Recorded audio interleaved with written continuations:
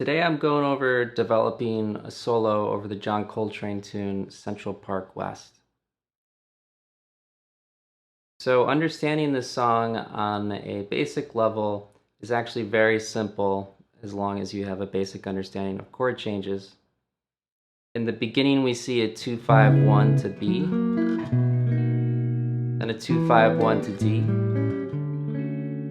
a 2-5-1 to A flat,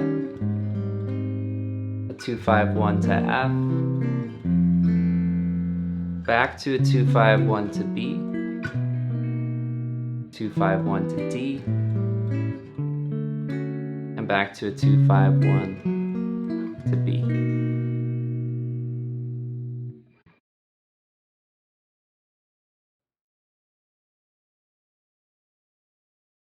So on a tune that's this challenging, it's very easy to fall into these kind of phrases that just kind of sound like 2-5-1 lick and 2-5-1 lick and 2-5-1 lick, and it's very predictable and very kind of boring, and it's understandable because we're just trying to kind of survive the changes. But to get around this, it's good to come up with certain phrasing techniques that kind of blur the changes.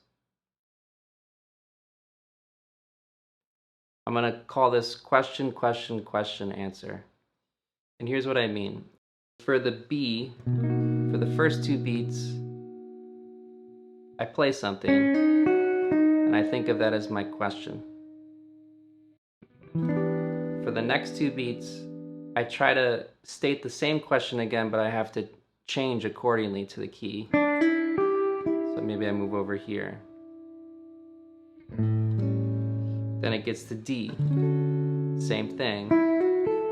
So I move the idea according to the key. But then it's right around here that I would go into a little bit more of an answer. And the answer is a little bit more rambling. It's a little bit more of a solo.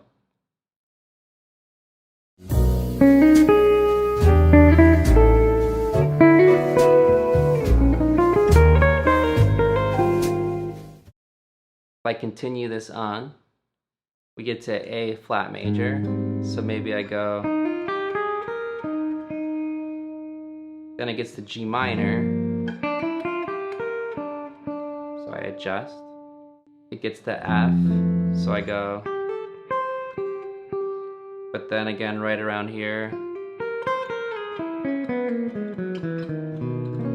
I go towards the new key.